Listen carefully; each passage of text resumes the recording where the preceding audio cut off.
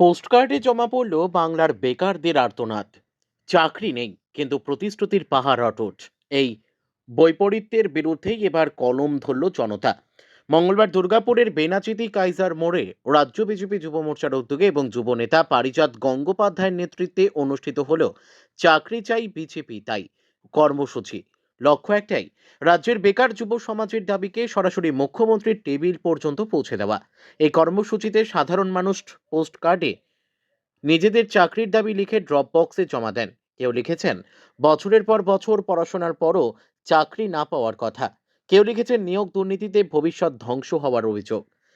এদিনের কর্মসূচিতে উপস্থিত ছিলেন রাজ্য বিজেপির সাধারণ সম্পাদক তথা বিষ্ণুপুরের বিজেপি সাংসদ সৌমিত্র খা, দুর্গাপুর পশ্চিম বিধানসভার বিজেপি বিধায়ক লক্ষণ ঘড়ুই এবং সাংগঠনিক জেলা বিজেপির মুখপাত্র সুমন্ত মণ্ডল সহ প্রায় শতাধিক বিজেপি যুব মোর্চার কর্মী সমর্থক বেনাচিতি মোড়ে জমায়েত হয়ে চাকরি প্রশ্নে রাজ্য সরকারের বিরুদ্ধে সরব হন।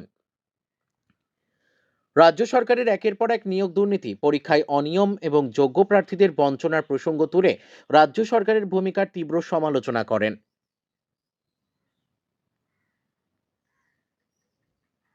বেনাচিতির কাইজার মোড়ে জমা পড়া পোস্টকার্ডগুলি শুধু কাগজের টুকরো নয়, এগুলি বাংলার বেকারদের অভিযোগপত্র। এখন প্রশ্ন একটাই, এই চিঠিগুলি কি মুখ্যমন্ত্রী দপ্তরে পৌঁছে কোনো উত্তর পাবে, নাকি অন্যান্য প্রতিশ্রুতির মতোই তা হারিয়ে যাবে প্রশাসনিক নীরবতার অন্ধকারে?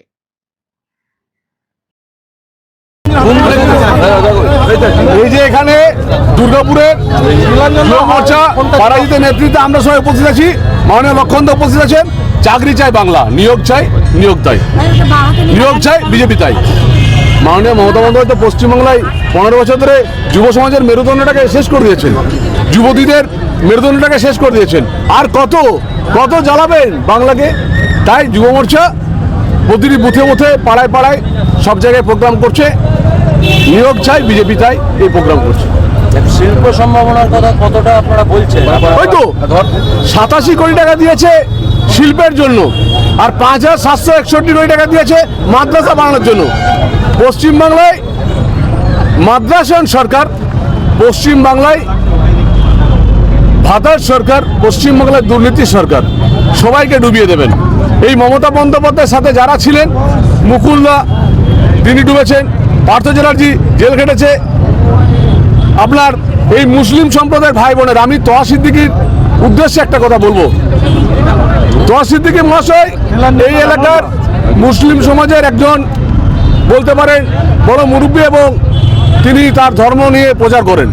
আমি তোয়া সিদ্দিকী মহাশয়ের কাছে একটা কথা বলবো যে দেখুন, হুমায়ুন কবিরকে মুর্শিদাবাদে ব্যবহার করেছে যখন তৃণমূল একটা সিটও জিতত না, তারপর তাকে বের করেছে।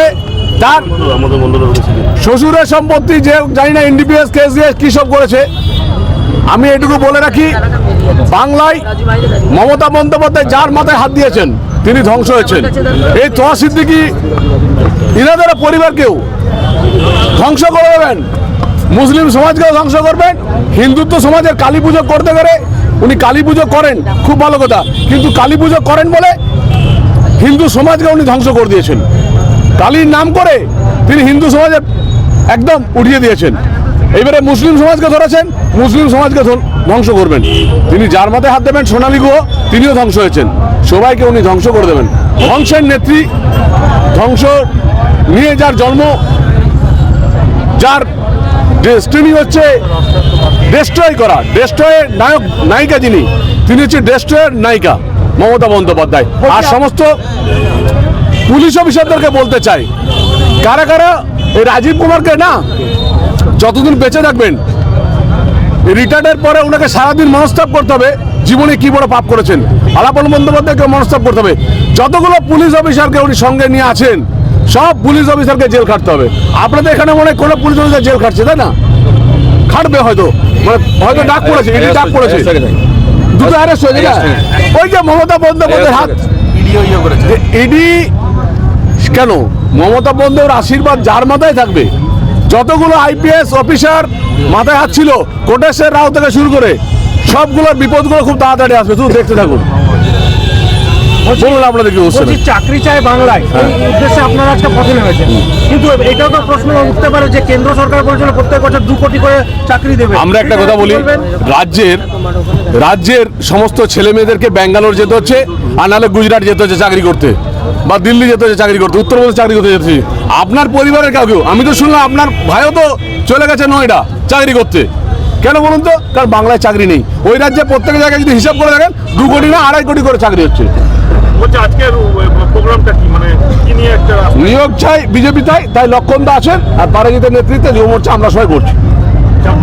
চাকরির দাবিতে কি রাস্তায়? নিশ্চিত হবে। বাংলায় যুব সমাজের মেরুদণ্ডটাকে ভেঙে দিয়েছে। এই মেরুদণ্ডটা ভেঙে দেওয়ার জন্য আমাদের ধ্বংসের রানী, তার নেতৃত্বে বাংলা যুব সমাজের মেরুদণ্ড ভেঙে গেছে, তাই আমরা চাইছি। পোস্টকার্ড দেখলাম বানানো হচ্ছে, এই পোস্টকার্ড কাকে পাঠানো হচ্ছে? মাননীয় মুখ্যমন্ত্রীকে পাঠানো হচ্ছে। এই যে দেখলেন স্টুডেন্টরা পাঠাবে, যারা গ্র্যাজুয়েশন কমপ্লিট করেছেন তারা পাঠাবে মাননীয়কে 5 লক্ষ। যুব মোর্চার নেতৃত্বে, রাজ্য যুব মোর্চার নেতৃত্বে এটা চলছে। 5 লাখ। তুই তো বল, তুই যুব আছিস, কত চাকরি করেছিস, পড়াশোনা করেছিস, বল। ঠিক আছে, এবারে অন্য কিছু করবে। এই অন্য বলছি দাদা, আবার আজকে বাক্য নিয়ে রাস্তায় কেন? 15 বছর ধরে পশ্চিমবাংলা মাননীয় মুখ্যমন্ত্রী ক্ষমতায় আছেন। যে দুর্গাপুর একসময় জার্মানির সঙ্গে তুলনা হতো, শিল্পাঞ্চলের সঙ্গে তুলনা হতো, আজকে বাইরে ইউপি থেকে, গুজরাট থেকে, বিহার থেকে, বাংলা সবাই চাকরি করতে আসতেন, দুর্গাপুরে চাকরি করতে আসতেন। আর আজ দুর্গাপুরে বেকার যুবকরা চাকরি নেই, তাই রাস্তায় নেমেছে, পথে নেমেছেন। আর যুব মোর্চা সারা বাংলার পথে নেমেছে চাকরির দাবিতে। দুর্গাপুর যুব মোর্চার পক্ষ থেকে ভাই পারিল গাঙ্গুলির নেতৃত্বে এই মণ্ডলের সভাপতি রাজু রুইদাস এবং সুজয় মুখার্জি মণ্ডল সভাপতি এবং রাজা গো বিধানসভার ইনচার্জ যুব মোর্চার, তাদের নেতৃত্বে আমরা বিনাজিকে ব্যবস্থা করছি একটাই কারণে, মানুষকে বলতে চাই দুর্গাপুরের চাকরি চাই, বেকারদের চাকরি চাই। বেকাররা দিশেহারা, তারা রাস্তা ঘুরে বেড়াচ্ছে, শিক্ষিত বেকারদের যুবকদের চাকরি নেই। তাই মহাত্মার কাছে আমরা চিঠির মাধ্যমে পাঠাচ্ছি যে বাংলায় শিল্প চাই, বাংলায় চাকরি চাই, বেকারত্ব ঘোচাতে চাই। ইতিমধ্যে গর্বের বিষয়, নরেন্দ্র মোদীজি এবং অর্থমন্ত্রী দুর্গাপুরকে আমাদের হাব হিসেবে ঘোষণা করে, শিল্পাঞ্চল ঘোষণা করেছে। সেই দিন কবে আসবে? আর 2 মাস পরে আসবে। মানুষকে বলবো, যুব সমাজকে বলবো, যুবতীদেরকে বলবো, আসুন পোস্টকার্ড ভরুন। এই বক্সের মধ্যে আমরা চাইছি বাংলায় চাকরি, বেকারদের কর্মসংস্থান, দুর্গাপুরের শিল্প।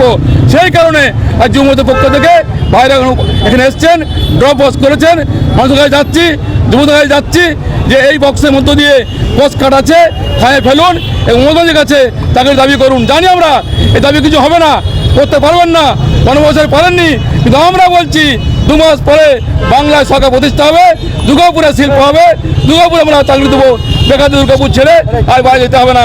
সেই কারণেই রাস্তা নেমেছি, প্রতিবাদ করছি এবং চিঠি যখন না বলছি রাষ্ট্রায়ত্ত কারখানা দুর্গাপুরে একের পর এক বিগত কয়েক বছরে বন্ধ হয়ে গেছে, সেই রাষ্ট্রায়ত্ত কারখানাগুলো কি খোলার দাবি রাখছেন? অবশ্যই দুর্গাপুরে আপনি যেটা বললেন, ডিএসপিকে ইতিমধ্যে মোটাইজেশন টাকা দিচ্ছে, ইবিসিকে 9.5 কোটি টাকা দিচ্ছে। মোদি আছে বলে এই দুর্গাপুর বেঁচে আছে। ডিএসপি না থাকলে, ডিবিসি না থাকলে এই দুর্গাপুরে বাঁচবে না। তাই আমরা চাইছি বাংলার শিল্প প্রতিষ্ঠা সরকার করতে হলে বাংলা আবার শিল্প প্রতিষ্ঠা হবে, দুর্গাপুরে বন্ধ কারখানা খুলবে, নতুন ইন্ডাস্ট্রি আসবে, বেকারদের চাকরি হবে, দুর্গাপুর বেকার যুবকরা আর দুর্গাপুর ছেড়ে বাইরে যেতে হবে না।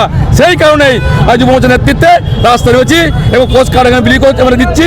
মানুষকে আহ্বান করছি, যুব সমাজকে আসুন বক্সের মধ্যে করুন। আমরা দুর্গাপুর থেকে 10,000 যুবক যুবতীকে এই পোস্ট কার্ডের মধ্য দিয়ে মহাত্মার দৃষ্টি আকর্ষণ করবো।